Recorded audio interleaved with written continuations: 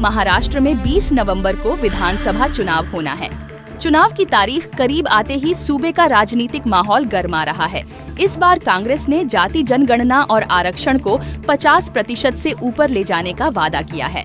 जाति के आधार पर वोट साधने की इसी सियासत पर प्रधानमंत्री नरेंद्र मोदी और उत्तर प्रदेश के मुख्यमंत्री योगी आदित्यनाथ लगातार सियासी वार कर रहे हैं। जहां आज पीएम ने एक रहेंगे सेफ रहेंगे का नारा दिया है, तो वहीं योगी आदित्यनाथ लगातार बंटेंगे तो कटेंगे और एक रहेंगे तो नेक रहेंगे का नारा दे रहे हैं। हालांकि एनडीए के ही अहम सहयोगी अजित पवार ने योगी के बयान पर ऐतराज जताया और कहा, कुणी असं तुला कुणी सांगितलं मुस्लिम समाजाला? या बघ, तू काहीतरी अजून त्याच्यात काड्या घालायचं काम करू नको. मी आपल्याला पत्रकार मित्रांनो, तुमच्या सगळ्यांच्या मार्फत महाराष्ट्राला सांगतो, महाराष्ट्र हा शाहू फुले आंबेडकरांचा महाराष्ट्र आहे. तुम्ही इतर राज्यांची महाराष्ट्राची तुलना करू नका. महाराष्ट्रातल्या लोकांना हे अजिबात आवडत नाही.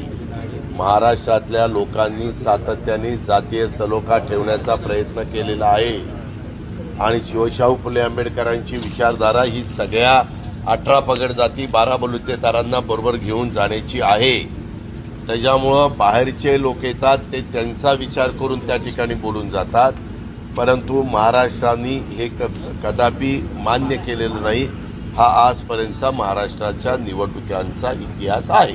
शिवसेना शिंदे गुट के नेता संजय निरुपम ने योगी के नारे का समर्थन करते हुए अजित पवार पर निशाना साधा और कहा कि बंटेंगे तो कटेंगे पूरी तरह सही लाइन है।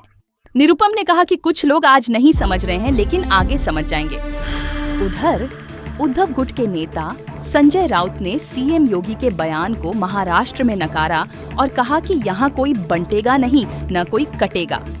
राउत ने बीजेपी पर निशाना साधते हुए कहा कि उनका अपना परिवार बंटा हुआ है और वे महाराष्ट्र की जनता को बहकाने का प्रयास कर रहे हैं। आरजेडी नेता तेजस्वी यादव ने भी सीएम योगी के बयान की आलोचना की और कहा कि नफरत की राजनीति को जनता नकार देगी, जैसे कि अयोध्या में जनता ने इंडिया ब्लॉक का समर्थन किया। दूसरी ओर एनसीपी के नेता नवाब मलिक ने बीजेपी पर तीखा हमला किया। मलिक ने कहा कि महाराष्ट्र में ऐसी राजनीति नहीं चलती जो समाज को धर्म के आधार पर बांटने का प्रयास करती हो। उन्होंने शिवसेना के बदलते रुख पर भी निशाना साधा और साफ किया कि एनसीपी धर्मनिरपेक्षता और लोकतांत्रिक मूल्यों में विश्वास रखती है। मलिक ने ये भी कहा कि चुनाव में ऐसे बयान देकर राजनीतिक लाभ लेने की कोशिश नुकसानदायक हो सकती है।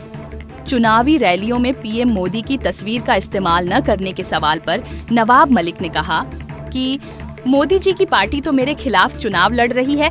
उन्होंने कहा कि ये हमारी मर्जी है कि हम किसका फोटो इस्तेमाल करें, किसके नाम पर वोट मांगे। हम अपनी विचारधारा पर वोट मांग रहे हैं। हम अपने नेताओं का फोटो इस्तेमाल करेंगे।